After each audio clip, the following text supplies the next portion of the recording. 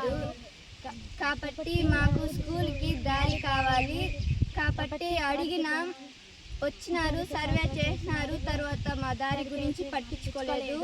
కాబట్టి ఇప్పట్లాంచి పట్టించుకోవాలని కోరుకుంటున్నాము. చంద్రాలపల్లి పంచాయతీ డికేసేరు గ్రామం స్కూల్ కాడ నుంచి ఎస్టీ కాలనీకి 1/2 కిలోమీటర్ దారి.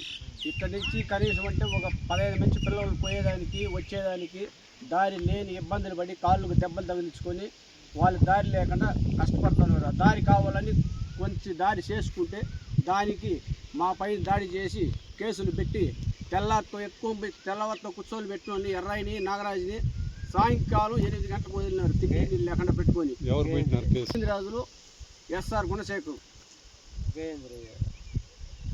12 మంది పోతున్నారు.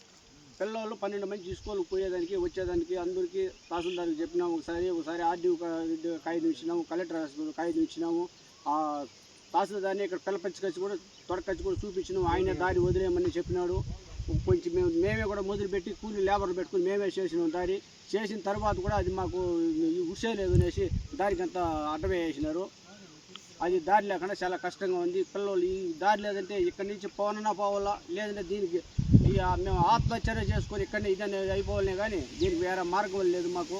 మీరు దీన్ని ఇక్కడ మాకు ఈ దారి వదిలితే పక్కగా పోవాలంటే 5 కిలోమీటర్లు చుట్టుకొని తమిళనాడు బార్డర్కి పోవాలా, అట్లా లేదంటే ఫారెస్ట్కి రావాలా. అక్కడి నుంచి వచ్చేదానికి పోయేదానికి చాలా ఇబ్బందిగా ఉంది మాకు. ఇది దయవంచి కలెక్టర్ గారు కానీ, మా ఎమ్మెల్యే గారు కానీ